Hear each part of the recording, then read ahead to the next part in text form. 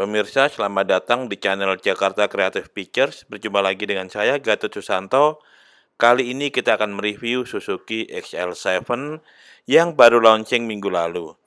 Sebelum kita lanjutkan, mohon pemirsa subscribe agar kami makin bersemangat membuat video-video bagus dan bermanfaat untuk pemirsa. Pemirsa, ini sangat menarik karena di kelas low MPV atau low SUV, persaingan sudah sangat ketat, sudah diisi oleh Rush, Terios, Avanza, Xenia, kemudian Expander, dan Nulivina. Dan sekarang masuk XL7 menemani R3 di kelas MPV-nya. Dan kita lihat ini ukuran bannya pemirsa di bagian bawah sepertinya. Ya, ukuran bannya itu 195/60 ring 16. Ya, Anda tidak salah dengar, ringnya memang 16 inci. Ini low MPV, bro. Jangan minta lebih. Ini sama saja dengan Expander dan Nulivina dan Rasterios. Secara keseluruhan ini desainnya cukup cantik. Lampu depan Anda diberikan LED yang cantik untuk semua tipe, alpha, beta maupun zeta, dan ada roof rack. Ini warna grillnya juga sangat cantik pemirsa. Dari tampang belakang sudah ada garnish di belakang itu di bawah untuk mengentalkan kesan SUV-nya. Juga dengan ada roof rack juga tentu makin bagus, makin kental SUV-nya. Dan ini adalah basisnya sebetulnya R3 yang dibuat lebih tinggi, ground clearance menjadi 200 mm, serta panjang dan lebarnya juga meningkat. Jadi ini dimensinya sekarang panjangnya 4450 mm, lebar 1775 dan tinggi 1710. Sementara wheelbase tetap 2740 sama dengan R3, tetapi lebar, panjang, dan tinggi serba melar semua dan berdampak pada ruang di dalam kabin menjadi lebih lega dan lebih nyaman tentunya. Dan biasanya Suzuki juga saya coba tadi bodinya lebih tebal pemirsa. Kita coba cek kabin bagian belakang dulu sebelum kita test drive.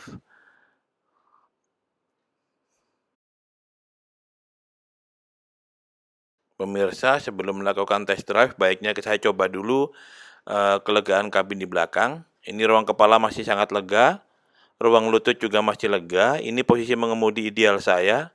Di belakang juga ada AC ya tentu saja, dan ada armrest, cukup nyaman. Memang tidak usah mengharap soft touch di kelas low MPV, saya sudah tidak perlu menuntut lagi. Oke, bagus pemirsa, mari kita test drive.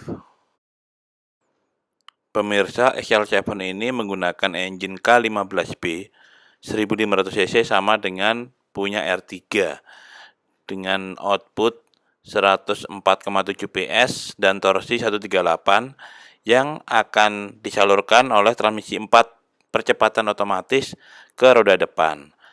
Engine K15B ini bertenaga 104,7 PS di 6000 rpm dan torsi 138 di 4000 rpm. Jadi RPM-nya cukup tinggi untuk mendapatkan torsi maksimum. Di sini juga ada cup holder yang ada lubang AC-nya, ventilasi AC sehingga bisa mendinginkan minuman Anda. Dan kalau Anda perhatikan ini head unitnya cukup besar ukurannya, ada 8 inci dan bergaya floating. Ada yang suka, ada yang tidak, namanya selera.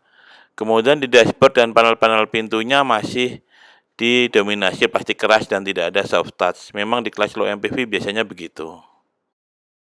Yang saya rasakan pengendaliannya cukup mantap pemirsa. Ketika saya pindah lajur, hendak mendahului, terasa mantap untuk kelas low MPV atau low SUV dan membuat kita makin percaya diri. Meskipun posturnya cukup tinggi dan ground clearance 200 mm. Jadi kita coba berakselerasi tapi terukur ya pemirsa, tidak berani terlalu nekat karena kita mengutamakan keselamatan. Kalau menurut saya ini handlingnya cukup baik. Body roll minimum. Body roll masih ada tentu karena ini sebetulnya MPV yang tinggikan ground clearance, tetapi pada kecepatan yang wajar, relatif terjaga body roll-nya dengan baik. Jadi cukup menarik pemirsa, sekarang di kelas low MPV atau low SUV semuanya semakin baik dan persaingan semakin ketat. Coba kita akselerasi ya.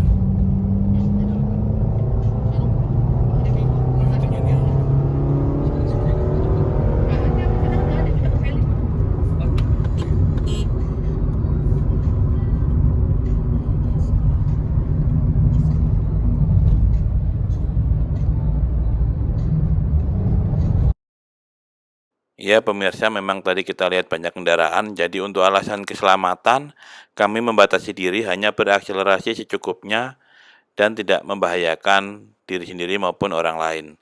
Itu yang sangat penting jika kita berkendara di jalan umum. Ya pemirsa, kita perhatikan di ruang kemudi, ruang kepala dan ruang lutut ataupun ruang kaki cukup lega, dan setirnya belum ada setelan teleskopik, hanya tilt steering, sehingga belum maksimal atau belum optimal untuk mendapatkan posisi mengemudi yang ideal. Tetapi sudah cukup karena memang di kelas ini juga biasanya belum pada menyediakan teleskopik.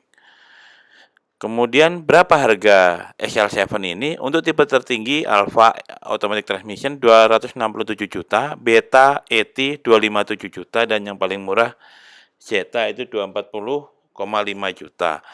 Lantas tipe apa yang paling layak dibeli? Pemirsa, untuk setiap kendaraan, tipe yang terbaik selalu tipe yang paling tinggi. Hanya spesial kali ini, tipe Alfa memang indenya cukup lama karena aksesorinya yang membedakan Alfa dengan Beta adalah adanya spoiler di belakang dan kamera, smart kamera katanya ya. Jadi kamera di belakang itu bisa mencantumkan display di spion tengah, sehingga cukup bagus dan cukup menarik. Hanya beda 10 juta Anda mendapatkan itu, sangat worth it. Tetapi aksesori itu diimpor dari Cina, dan saat ini impor barang-barang dari Cina sedang berhenti. Makanya kita belum tahu kapan akan datang lagi karena merebaknya virus corona. Jadi untuk saat ini yang tersedia itu tipe beta yang harganya 10 juta lebih murah, tidak terlalu buruk. Maaf pemirsa, karena ini pas jalannya penuh lubang, jadi saya ingin memberikan komentar mengenai bantingan suspensi XL7 ini yang ternyata cukup baik. Tidak terlalu lembut, tapi juga tidak keras, dan stabilitas terjaga. Jadi tidak mengayun, sangat nyaman karena bodinya memang monokok. Kembali ke soal harga pemirsa, Anda sebagai penonton atau pelanggan Jakarta Creative Pictures akan mendapat diskon khusus. Anda tinggal menuliskan komen jika ingin membeli, dan saya akan berikan nomor telepon salesnya. Kemudian mobil ini cocoknya untuk siapa? Tentu untuk keluarga dengan anak lebih dari 2, karena mobil ini 3 baris. Tapi kalau anak Anda 1 dan ingin beli ini, ya itu hak Anda. Ini negara demokrasi pemirsa. Dan ini masih berlubang jalannya, jadi masih cukup nyaman. Oke, baiklah, kita simpulkan saja, apakah mobil ini harus kita lupakan saja, atau layak dipertimbangkan, atau langsung saja Anda beli? Menurut saya, mobil ini sangat layak dipertimbangkan. Baik pemirsa, terima kasih telah menyaksikan. Please klik like kalau Anda suka, dan tolong subscribe. Sampai jumpa di video berikutnya. Salam kreatif.